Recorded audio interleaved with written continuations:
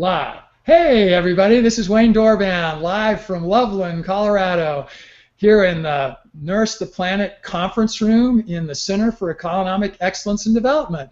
We've got a group of folks in here with us, and we've got some of you out on the line there, people from all over the world. I know some of you, so I know that we've got people from Bangladesh that are on here with us today. And I was actually listening to a radio presentation yesterday, a show, and the host was really excited because they had a stream all over the world, and he was only taking calls from people who weren't in the U.S. Somebody called in from Tanzania, and he was going, wait a minute, it's 9:30 there in the morning on Wednesday, and he said, you're living ahead of me. I mean, it's kind of funny how he was dealing with it. So anyway, we are excited today, and I'm going to, I should have asked her ahead of time. Janie, I have mispronounced your name, I think, a couple of times. We've got Janie with us. I'm going to let Janie give us your last name, the right pronunciation for the group. Sure, Wayne. My name is Janie Gianotsos. Gianotsos. Okay, I should have guessed that there was the Italian pronunciation there. And Janie's from the food bank in Denver, and she's going to talk to us about that in great detail. It's a great topic. I know you guys are going to enjoy it. She's an interesting person. But we're going to try something a little different today. We're going to do a little experiment of something that I'm preparing as a promo video that we're going to use. And so Leigh-Ann's going to tell me when it's up on the screen, and then I'm going to go through this. Is it up there now, Leigh-Ann? All right. So it's up now. So this is about 3 minutes long, and it's something we're going to use to promote what we're trying to do here at Nurse the Planet. And it's going to be a voiceover that I do over these slides that you're seeing up on the board. And so those of you that are listening, you're going to be seeing this full screen. When we're done, I want to take just a couple of seconds, let you think about it, maybe respond with some thoughts. I'm going to be looking at the people in the room, and I'll see their expressions as they go through it. You can see the title here is Get Mad and Put a Dagger in My Heart. Okay, and then the bottom below it, it says, if you give a man a fish, you feed him for a day. If you teach a man a fish, you feed him for a lifetime. That will be up there for just a few seconds when we show this, when it's on the promo form, and then it's going to start like this. I was at a 2-day Global Leadership Summit about 4 years ago. Speakers have been people like Tony Blair, British Prime Minister, Jack Welch, the CEO of GE, and many other prominent leaders. Right before lunch on the second day, a speaker took the stage who was some type of a government leader from Ghana. I don't even remember his name. He was a boring speaker, and he had such an accent that he was difficult to understand. About halfway through his talk, almost half the people in this huge auditorium had left for lunch. With about 5 minutes left in his speaking time, I had finally heard enough also. And I had left my seat and was walking to the back of the room. Just then, he got mad and hit on the dais and said, "You white people," and yes, the room was almost all white, "have been coming to my country for 400 years and giving us food, and we're still starving.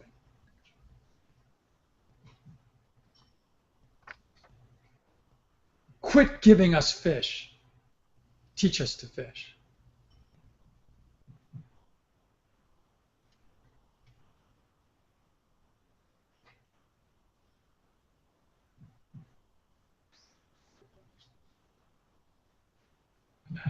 All right. Or Leigh-Ann just gave me, you guys are not seeing anything. You're not seeing it up there? I've been going through it, Leigh-Ann, so it obviously isn't on the same screen. Well, this is where it shows you our technical difficulties. Were you into that, by the way? Were you getting that? I guess you're not seeing, nobody's seeing the slides. I wish you would have told me that a little bit earlier, Leigh-Ann. So this isn't working. We'll stop. I will move out of this. And no, I do. I had it on the PowerPoint. I was seeing it on my screen. The only way I can read it is reading it on my screen. Yeah, well, it's not good. I'm not going to waste people's time and do it again now. Well, let me ask the room. Do you want to hear the rest of this? Yeah. Okay. So I'm hearing some people in the room. Again, I'll do it again. I don't know that I'll give it the emotion that I had there, because it's hard to sort of get that twice in a row. But I'm not even sure how I do it here. This is not going to go well, because I've got to do this. Leigh-Ann, it's so much easier when you just click on slides. Right now I'm not sure how I do it, but we'll see. Okay, here we go again. Well, no, but you don't know how hard it is on my end to have to click now in between slides.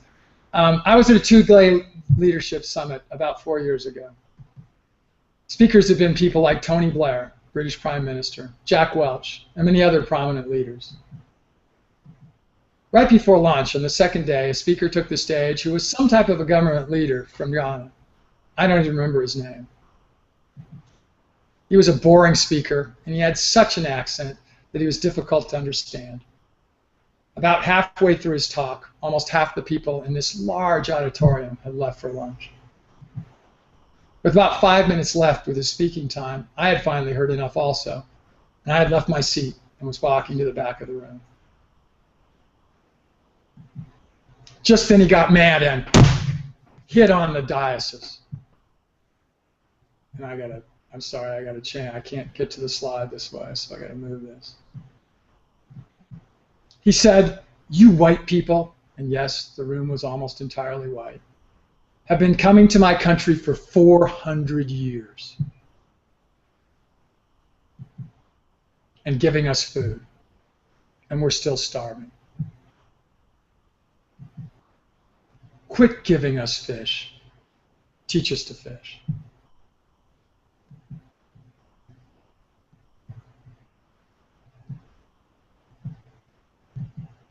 He might as well have put a dagger in my heart. He touched me so profoundly. But he wasn't done. He continued. Because we have just as many natural resources as you do, and we're just as smart as you are. Just teach us to fish. And he walked off the stage. I haven't been touched in this way very many times in my life. I started researching, found out he was right. Ever since Western cultures have been going to third world locations where people are starving, we've been giving them food. We have our 10-day mission trips. We get all excited because we see children eating. We have them sitting on our laps. We go home, we tell all our friends about our mountaintop experiences and how we're feeding a starving world. And yet, days later, the children are still starving. And generations later, they're still starving. And worse, they've forgotten how to feed themselves. We need to teach them again how to feed themselves. This unknown man's boring speech with an unforgettable ending has become the guiding mission in my life. I am fully committed and passionately driven to spend the rest of my life teaching people to teach people to feed themselves. And thus the genesis of Nourish the Planet and the Center for Economic Excellence and Development, where we have the bold mission to empower 1 million ecopreneurs by 2016 to teach the world to feed itself. Come with us on this bold mission. We have so much to share, and so many people still so poorly fed. If this has even slightly touched your heart, let us tell you how you might get involved. Somewhere here on the page, there is a place to put your name and email address. Fill it in. There's no risk. We won't share your name. We won't inundate your email with junk. We won't. But maybe we will show you some little thing that you can do that will help save one little child. Save one little one from spending a lifetime eating foods out of a box that have marginal nutritional value, not even knowing.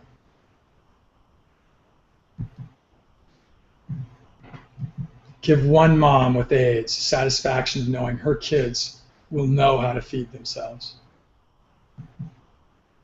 If you give us your name and email address now, I will send you a link right away to a more detailed video about a number of ways you could help someone else, even today.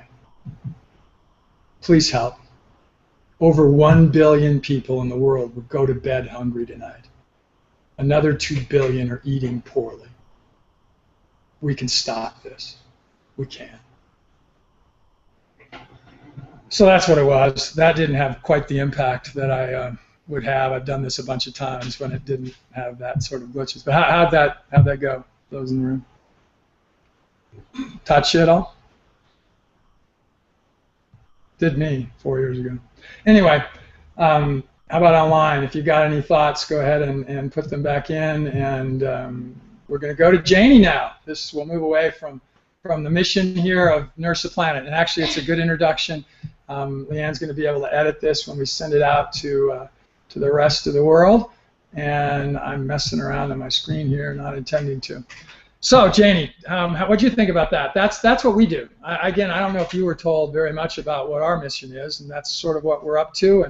And these webinars are intended to show people like yourself who have a similar mission, probably taking a little different direction. So, Janie is involved in the marketing side. She's the marketing director for the food bank. And tell us a little bit about yourself and the Food Bank of the Rockies. Sure, Wayne. Actually, that was a very moving speech there, too, and it had to be quite an experience to hear that at the conference, too. That is exactly what we try to do, too, is explain to people that hunger is an issue. It's an issue right here in Colorado, and hopefully we can work to solve that together. And so I work at Food Bank of the Rockies, and I am very privileged to work with this organization. We've been feeding people in Colorado since 1978. We're a 501c3 nonprofit, and we started out as a very, very small organization in 1978, little one-room schoolhouse, got bread from a Safeway store, gave it to another agency, Little Sisters of the Poor, and that's how food banking got started in Denver. And here we are today. We distributed 46.5 million pounds of food last year. We're on target to distribute in the neighborhood of 50 million pounds this year. And believe it or not, that's still not enough to give every hungry person enough to eat. Wow. 50 million pounds and not enough. What do your statistics show? You know, you hear it all the time. There's commercials and everything about sort of what percentage of people, even in Denver, that go to bed hungry, that aren't fed as well as they should be. Right. Well, we know from USDA studies that 1 in 7 people in Colorado they're called food insecure, which doesn't mean they're starving, unlike some of those photos that we saw from your presentation. But what that does mean is that there are times of the month, maybe even times of the week, and in some cases maybe daily, where these people don't know where their food's coming from, they don't have enough money to buy food, and they struggle to put food on the table. And out of those 1 in 7 people, we know that 1 in 4 children in Colorado are struggling and living in those types of households. Wow. And that's the numbers I've heard, that's about that. And, you know, it's in the neighborhood, 1 in 7, so there's 7 houses on your block. It means one person might be in that situation. When people envision what a food bank must look like, often it's a small place with some shelves and some canned goods. But I would guess that's not an accurate view of the Food Bank of the Rockies, is it? Give me a better picture. Yeah, a better picture would be, imagine Costco, imagine Sam's Club, imagine a huge warehouse. We have 106,000 square feet of warehouse space in Denver. It's filled with racks. The racks are filled with pallets of food. We have 21 trucks, semis, and box trucks between our locations, out and about probably almost every day, but Sunday, I think, picking up food somewhere, delivering food somewhere. And it's a huge organization. It's a huge operation. And I think every time people come to visit us, they're surprised at the size of the warehouse. And the picture you're seeing right now, this is our truck entrance. We have huge truck docks, and we get trucks coming in from retailers, wholesalers, manufacturers, dropping in food to us. We have trucks going out, big semi trucks, small box trucks, and it's a great organization. We have 2 other branches besides Denver. We serve the entire state of Wyoming, and As part of Northern Colorado, we serve the Western Slope, so we have a branch out in Palisade too. We are really the grocery store for nonprofit organizations. So they come to us and they get a lot of the food for their programs from us, and we distribute the equivalency of 106,000 meals a day. And we do that with volunteers as well as a small staff. We have 143,000 volunteer hours last year, which is about 69 full-time people we don't have to pay. And so we've got a really tight ship and we get a lot of food out. It's coming from you.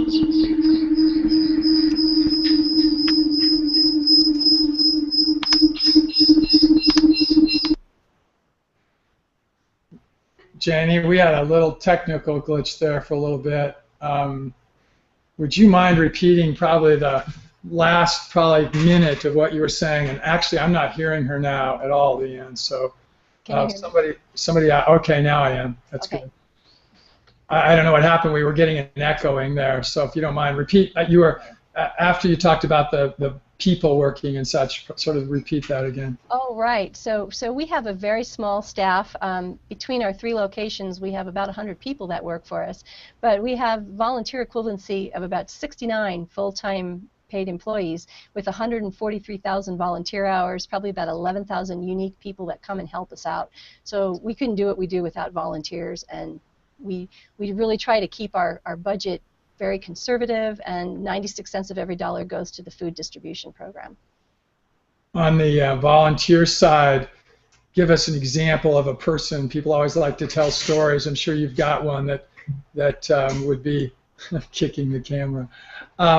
That would be a good example of just a touching story to you, someone who probably puts more time in than you might even imagine, and so on. Give us a story.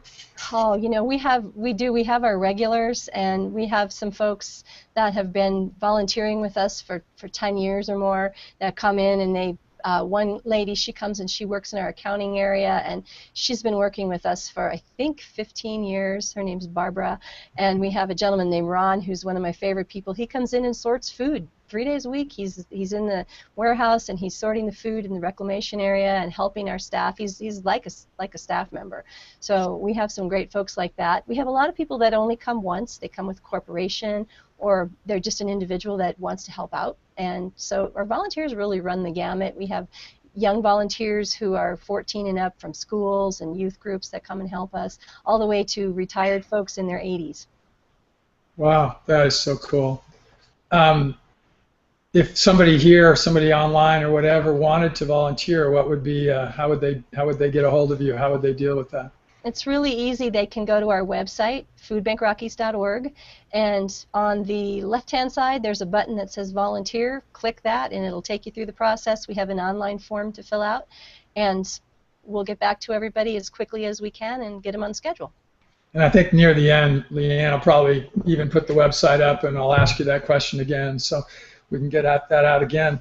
You said earlier that 1 in 7 people in Colorado struggle to put food on the table. You know, tell us about what kind of people we're talking about here. Who are these folks? I think when most people think about hunger, they have 2 visions in their head. One of them is the poor children in the third world countries, and the other one is the guy that's on the intersection with the sign that says, you know, I don't want to lie, I need a beer, or whatever. So that's kind of what people think of hunger. But the reality of it is, in Colorado and really across the United States, the majority of people getting food from the food bank are working. They're working for low wages. They're trying to raise families. It could be the person that's cutting your hair or the person that's filling your coffee. It's really sad that these people don't make enough money to make it through the month and have enough to eat. And we're learning more and more now that this is becoming a new normal. Food banking 15 years ago was an emergency kind of a situation where people, maybe they lost their job or they ran into some health situations, but they could get food for a few months and then they'd be back on their feet, find a new job, get better. And nowadays we're seeing that that's not the case. People are using food banks almost as if that was their grocery store because they just don't have enough money to buy the food that they need. Wow, this other major change. And what do you see looking ahead? Is there planning ahead similar situation, or do you see your customer base, which I hate to even say it that way, but it's true, being the same sort of thing, or what trends do you see? Well, it was interesting to see, I forget who just raised their minimum wage in their community. Somebody, Yeah. I can't remember, but and our mission is to feed people, so we're not trying to end poverty, but I think as a country as a whole, we should look at some of those things and why is it that somebody can work a full-time job and not make enough money to feed themselves. So I think that's a question as a society we have to ask. But as a food bank, our job is to get food to people who can't feed themselves for whatever that reason is. And so we just continue to plan to try to figure out the best way to do that, the most efficient way to do that. We want to get healthy food to folks, because I noticed in your presentation you talked about people eating things that aren't so good for them, and certainly we want people, particularly those that might have a compromised immune system. Makes sense. So how does the food bank work exactly? And how do people, do they come to your location? Do they get food? How does that work?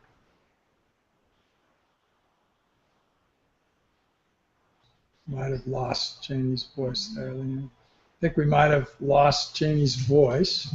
She's just frozen.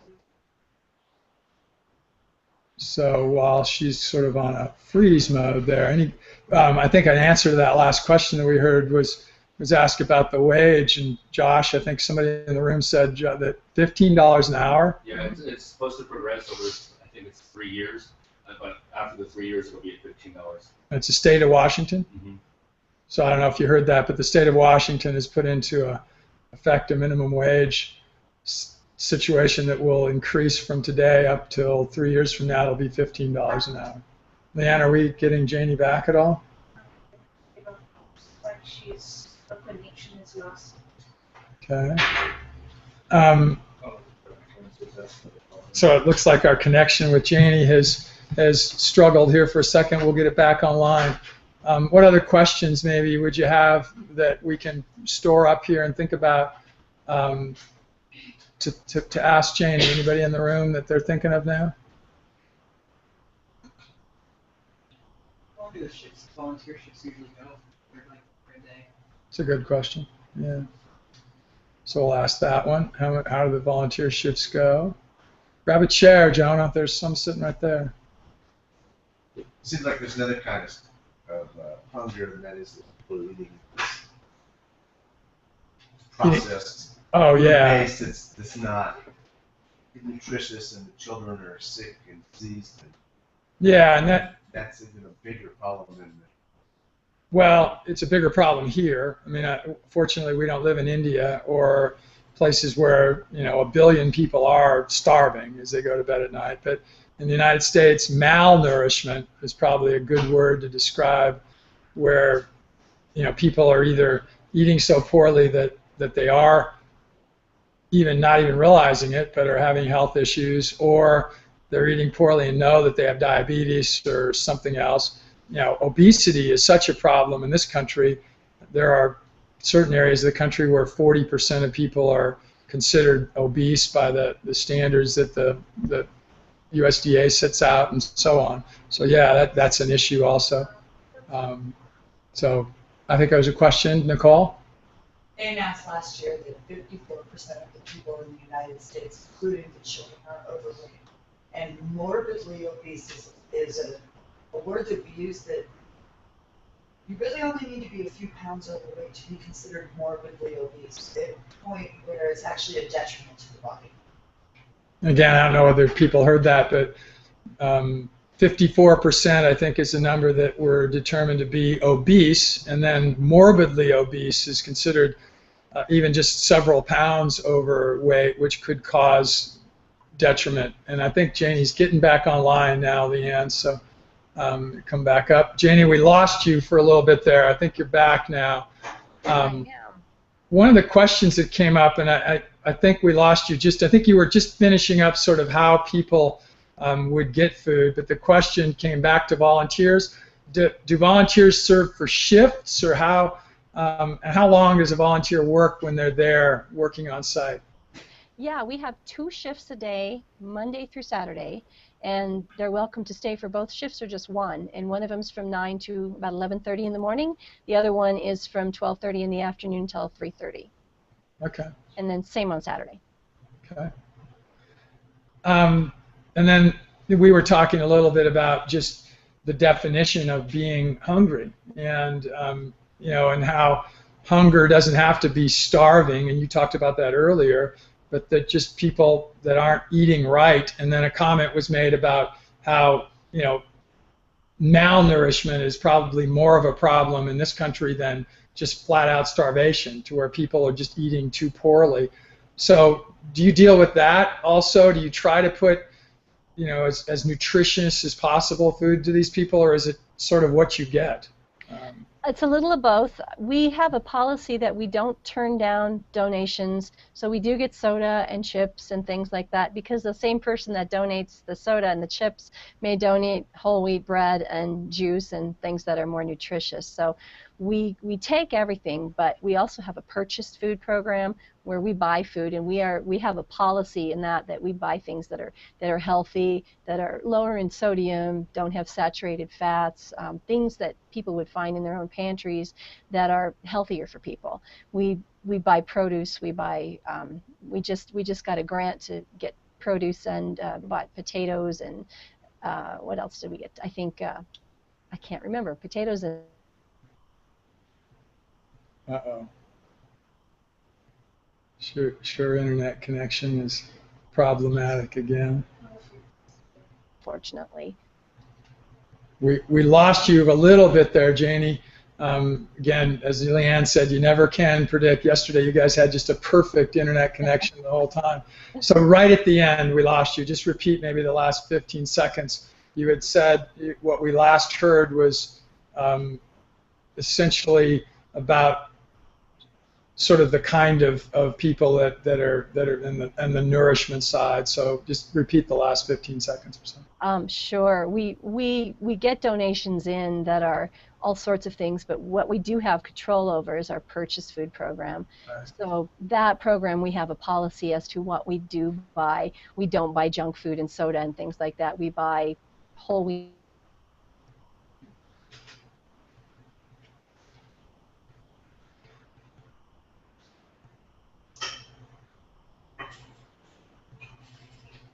So for those in your room and on, okay. I think what happens is it's not our signal internally, because or else we'd be having a problem internally here. You never know what signals are going to be when people are coming from the outside. I think you're back now, Janie, but I think we got the end of that now. I've got some data here. I was going to ask you a question about, is it, again, you talked about the 46 million pounds. This year you're going to target 50 million. Where does it come from? So talk about where your food, who are the donors? John Nillen actually asked a question also. Is it, are there some big donors, or does it come from just a wide variety of sources? And if you can even say who some of your big donors are, that would be great. Sure. Our food comes from a lot of different sources. Food drives are the things people always think about, but that's only about 3% of the food that we get. Most of it comes from places like the USDA gives us a whole lot of food for specific programs, so they're a huge donor. We administer programs on their behalf. Retailers like King Soopers and Super Target, Walmart, Sam's Club, Natural Grocers, folks like that donate to us. We pick up at their stores. We pick up the dented cans and the partially open boxes that are still sealed on the inside, and those sorts of items that they're taking off their shelves. We work with retailers directly and wholesalers, so someone like Kraft Foods or General Mills, those kinds of folks donate to us as well. And ranchers and farmers from Colorado donate to us. I know Sagata Farms and the Colorado potato growers bring us truckloads of onions and potatoes and things like that when they're in season. We've received flour from the flour manufacturers, so they're great to us, the ag community in Colorado. And there's a misconception I would have had. I mean, I hope everybody heard that. Only 3% really coming from what would be the general public. And look at all these large providers. Wow, that's awesome. Hayden, I think you had a question. Yeah, just being in restaurant business for a very long time, I was just curious, do they ever do anything with restaurants, extra food? So I don't know if you heard that, Janie, but somebody in the room asked if you do anything with restaurants. Do restaurants provide anything excess? What else? Or can they even? Or can they? Maybe they can't. that might be. Absolutely, they can. Now, we don't have the energy to go to each restaurant and pick up, say, a small serving of soup or something like that, but large organizations, Ameristar Casinos has been a great donor to us. They have these huge buffets. They actually pan the food up for us and keep it frozen. We pick it up, and then we get it out to the agencies. And there's another organization called We Don't Waste, and they will pick up at the smaller organizations and distribute it to soup kitchens and places like that. So we refer things to them a lot of times if it's something we can't pick up.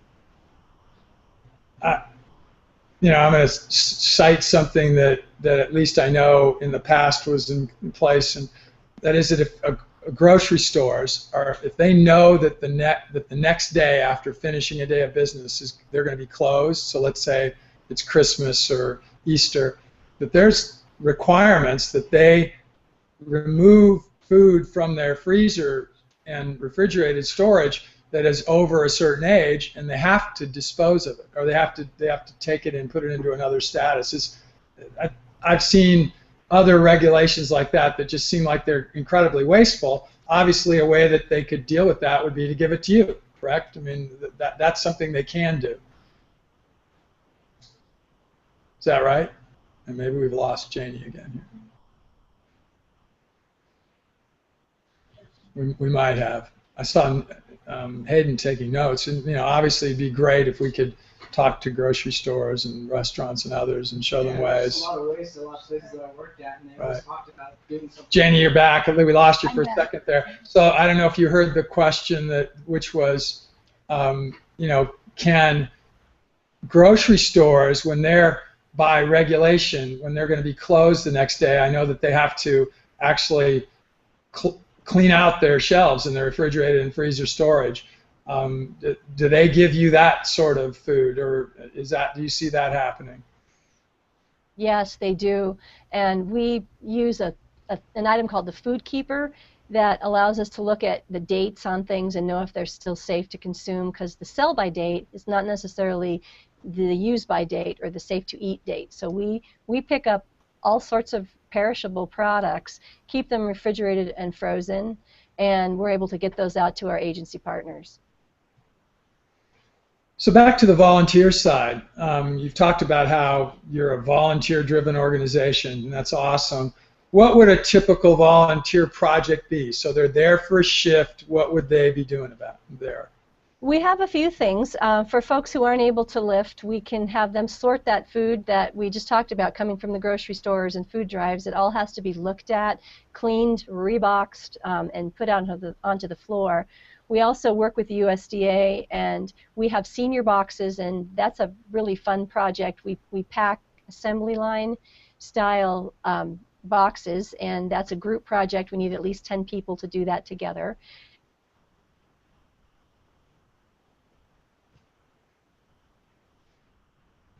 Remember, jack and fill that up with different.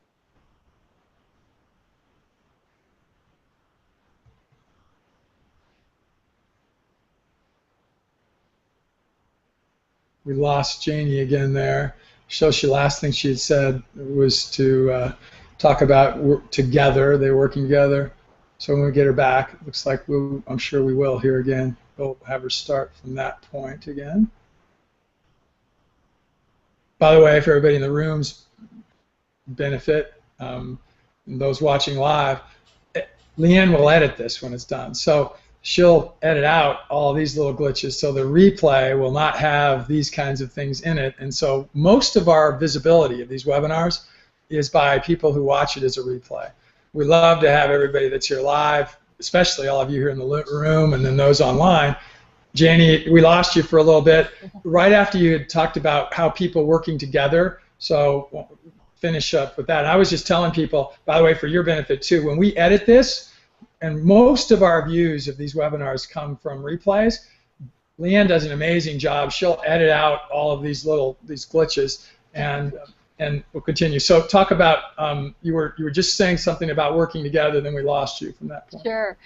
So we have the USDA box project where everybody works together to fill the boxes in an assembly line style. A lot of fun for teams, corporate groups. So have agencies who place orders with us online those agencies are filled by volunteers. So they'll take a pallet jack and a pallet and fill it up with cases of food and prepare that for the agencies to pick up. And that's a really fun project. They usually do that in pairs. You can do that as an individual. And then our Totes of Hope program, which is a weekly backpack that goes out to kids and a weekly or a monthly tote that goes out to seniors. That program, those are packed also and prepared in-house, so that's something fun. And then we have mobile pantries, and those are trucks that actually go out to various locations throughout the city and to our rural communities. They're met by volunteers. Those volunteers actually help distribute food to clients. Very cool. One of our online listeners asked, she had seen on your Facebook page about a newly signed Charitable Crop Donations Act. Would you tell us about how this works and how it will help you? Yeah, we're really excited. It's HB 1119, and the governor just signed it on May 30th into law. It'll go into effect in 2015, and it gives up to a $5,000 tax credit to all those people in the agricultural community who file a Schedule F. So it wouldn't be your typical gardener that just grows a backyard garden, but this would be someone that actually is farming or ranching for a living. They get a tax credit of up to $5,000 when they donate that food to a charitable organization like Food Bank of the Rockies. And it keeps them from plowing that food under. There's a cost to them sometimes to donate that additional food from their crops. So we're hoping that what this will do is encourage them to give it to food banks rather than plow it under. So I'm a livestock producer, and see the shirt, Mountain Sky Ranch. If I have livestock, products to donate, you talked about plowing under crops, but I assume the same thing would apply to me from a donor perspective? Yes, it also applies to livestock. Okay, awesome. Well, that's a big deal for those in the room and online. That donative it could make the difference between plowing something under versus not. So, all right. If I were to just be hanging out there for a day, give me a picture of sort of what I'd see. And I think Leigh-Ann's got some pictures she's going to show while you're talking about it. Yeah, well, the day at the food bank starts early. Our drivers get in very early in the morning, and those that are going out with mobile pantries or going to Wyoming or going to the Western Slope fill their trucks. And they get on the road bright and early in the morning. A lot of times, if you're a Denver person and you're commuting, you may see our trucks on the highway. And then our staff comes in, and we get ready for the volunteers and get ready for our typical work day. We have an accounting department. We have a development department, which I'm a part of, and that's the fundraising side of it, the money, the community relations. Then we have our agency relations folks and our folks that work with all of our different programs. They're getting ready to get the totes out and work with the agencies to make sure their orders are handled properly. We have a warehouse staff that drives forklifts and moves pallets and takes care of everything that is involved in our warehouse. We have a volunteer team that meet our volunteers when they come in for their shifts and get them on track and help get them trained. And it's a busy, busy place, especially between about 9 and 3:30. It's just bustling with food and forklifts and people and a lot of fun. And then some of us, like me, I'm more of a late bird. I stay late, and we make sure everything gets wrapped up properly for the next day. So. Are you sitting in your office now? I am actually, yeah. Okay. We're seeing the traffic in the background there a little bit, and your plants there, and yeah, this is our 4-minute tour on our website. People want to watch this. It'll take you through the warehouse in 4 minutes and tell you what we do. Okay, cool. So, you don't just help out the Front Range. The food bank is a large area you serve. So how do you get the food across most of northern Colorado and all of the state of Wyoming?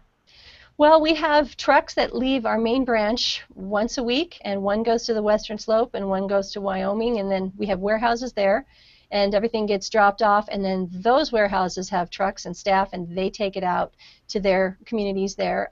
Wyoming actually goes around the entire state. It takes about a month, but they do reach everybody that they can there, and it's a daunting task. It's a big state and not a lot of people. So we've talked about the food side and the donation, but you got a lot of people working there. You got a large warehouse. There's overhead. There's a lot of costs, dollar costs. So where does your funding come from, and sort of how does that side of it work? And that's what you're involved in. Yeah, we get funding from Am I on? Yep, we just lost you for a couple words. Okay. Now you're back. Okay. Great. Yeah, our funding comes from obviously grants and foundations. We also get a lot of contributions from corporations. They're very creative a lot of times in the way that they donate to us. Some of them give us big checks, which we love, and some of them do really fun things at their office. They'll have chili cook-offs or jeans days or things to raise money for us. And then, of course, individuals are a huge percentage of where we get our money from. So every dollar that we receive turns into 4 meals or 5 pounds of food. Very cool. So 4 meals or 5 pounds. That's a lot more than what people would probably think about for a dollar. So tell us about just generally how we can help. How can people help? Absolutely. Our CEO likes to say we have 3 legs to our stool that keeps us standing up. Obviously food, which comes mostly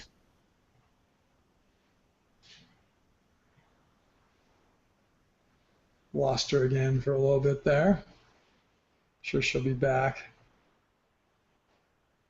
What other questions? Anything else in the room? Did you realize this place was this big? You're back, Janie. We lost you right as you just go back and talk about how people can help again. So we're seeing her, but not hearing.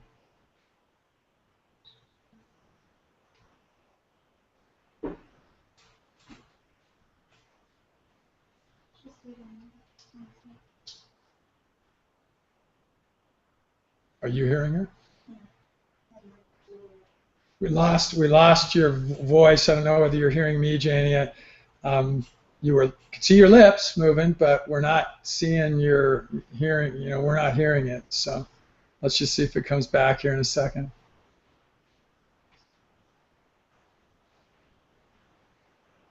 Janie, maybe talk again now. See if because I'm seeing her move, Leigh-Ann. So Janie, let's see if we hear you now.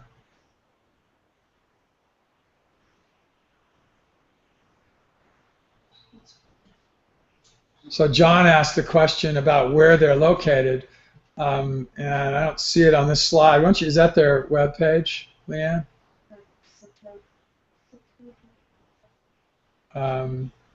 We'll try to pull up, and it looks like we lost Janie, but she's coming back. Janie, are you hearing me now? I can hear you now. Yeah, I lost the audio for a bit. Yeah, so we were actually seeing your lips move, but weren't hearing you. So again, tell us again how people can help, and remember, we'll edit this out, so this will be great when we do the Sure. There's really 3 ways people can help: food, funds, and time.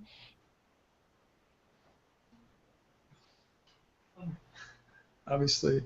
And this is our 10th one of these. We've never had this issue before. Yeah, it's a new one. Yeah. It will edit pretty easily nowadays. Seems like it's on her issue. Yeah. Again, we're seeing it but not hearing it. I have 2 really cool questions to ask her to end too. So. Yeah. Okay, can you hear me now? Yep, I got you back. So you said 3 ways. Just go ahead and repeat that. There's 3 ways people can help. Uh-oh. Okay. Yep. Yep, go ahead. Yep. Food, funds, and time. All right. Obviously, funds and time are the 2 best ways people can help. And can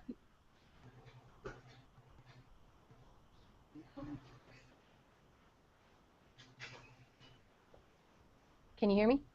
I heard, can you hear me? So go ahead. Food, funds, and time, and the most important being funds and time. So keep going. Ah, okay. And if everybody gives just a small amount, if they can donate a volunteer shift or a small amount of money, when everybody works together, it makes a big difference. And how about the other side of the coin? People that are in need. How do they get a hold of you, and how do you find out who needs your help? I don't think she heard that one. What's that? Yes, people can go to our website, and we have a really great. We have a zip code locator on our website. People can go to foodbankrockies.org, click the Find Help link, and they can download their zip code and find all kinds of pantries and help in their area. And then, of course, on the Western Slope, they can dial 211. Awesome, and we heard that really well. I told the group in the room that I had 2 fun questions to ask you that are a little more on the personal side. So, so what book have you read recently that's influencing your work with the food bank? When I started at the food bank, it's an older book, but I think it's an important book. I asked my boss, soon-to-be boss, I said, is there something I can read while before I start the job? And he said, get the book Nickeled and Dimed. And it's a book, it's by Barbara Ehrenreich. Hopefully I said that right. It was actually written in the late 90s, but she tries to live on minimum wage jobs. And it's just fascinating to see what she has to do to get by. And I think it paints a real picture of what a lot of folks are going through and who a lot of our clients are at food banks. So I would encourage people to read that book. It's a quick, easy read and really an eye-opener. Nickeled and Dimed, right? Right. That'd be a very good one. And then, is there a quote or a phrase from anyone famous you can remember that you think about, that our audience should hear about as it relates to the food bank's mission? Well, Eleanor Roosevelt said, the freedom of man, I contend, is the freedom to eat. And I think that says a lot. We all need to eat to be free and feel good. Yes. Well, Janie, that was all I had question-wise. Let's sort of wrap up. Just anything else you want to talk to us about, tell us about. Oh, gosh. Well, Food Bank we're really proud of the fact that we are a 4-star Charity Navigator rated charity, which is the highest rating you can get. And we've had that for 5 consecutive years. That puts us in the top 4% of charities nationwide. There aren't very many that can say that. So we're very proud of that. I would love for people to come and volunteer. If they come take a tour, check out our website and learn more. And Leigh-Ann, you've been showing some pictures of the website, right, as we've been going through here. One question was, where exactly? So let's say I wanted to drive over there. Tell us your physical location. We are at 10700 East 45th Avenue in Denver, and that's right almost at the corner of I-70 and Havana. We're just east of Havana and just north of I-70. You might be able to see I-70 behind my window here. You're near the Embassy Suites, right there. Right next to the Embassy Suites, between the Embassy Suites and Denver Mattress. Okay. So again, just get off of I-70 at Havana and just go to the north a little bit, right? To the north and make a right or go east. Yep. Yep. Okay. Anything? I think there was another question in the room here. Yeah. Just being such a company that's doing so well, have they looked into partnerships with like fisheries or anything like that to get live, maybe if they have any extra fish or something like that to donate towards that instead of other causes? Is there any marketplace in that, or? So we're fish oriented here, Janie, and so Hayden's asking, is there any way if a fisheries producing group had fish that they wanted to donate, would you take something that was not processed, or do you need to have things that are processed? I think that's probably the best way to phrase it, Hayden. We do take game, any kind of game, if it has been processed at a USDA certified facility. That's the only way we can take it. So it sounds like that if it was processed before it came, yeah. What else? Anybody else in the room or online? We're a little early, but because of some of our technical difficulties, I'm not seeing anything else here. We sure thank you, Janie. This is really, for me at least, I would have had several misconceptions, or I did probably, about the food bank. One, I'll just throw out some of my summary thoughts. Only 3% of the food coming from individuals, and so much more coming from larger groups. The total number of volunteers involved, that's not staggering to me, but it's awesome. I think that there's that many. How much you service other organizations that are involved in the food giving process, that it's much bigger than just your own market. You know, the fact, again, I think I understood that your marketplace wasn't the person that was homeless or that you'd see looking starving. It was much more of what we'd expect, sort of lower income person working hard would be. What other misconceptions did anybody else in the room have that Janie helped us get changed? The restaurant part, yeah, the 3% both very surprising to me. The restaurant part, that restaurants could give food, and it's just you were writing it down, so you can talk to some of your restaurateur friends and say maybe there's ways that they can figure it out. What else? Anybody else? All right. Well, Janie, thanks so much. This has been great. And anything we can do moving ahead? You're not hearing? She's not hearing it, Leigh-Ann? So we lost her again. Well, let's give her some applause. This was great. Appreciate it. Thank you, Janie. And again, I don't know whether she heard that, but she'll hear it in the replay. And Leigh-Ann, thank you for helping us with this. You've got lots of work to do on the editing. She's going to earn her money on the editing side today. Oh, here we have the nickel and dime that we're looking at before you go offline. Janie, you're back now. We lost you for a second. Yeah. So do you have any parting comments? You didn't hear our applause, but you got some applause. I can see your hands going, so thank you. Thank you for having me here, and you know, thanks from the food bank. We always appreciate the opportunity to share what we do and help people to understand what's going on in our state. Awesome. Well, again, thank you, and Leigh-Ann, we'll sign off for the day.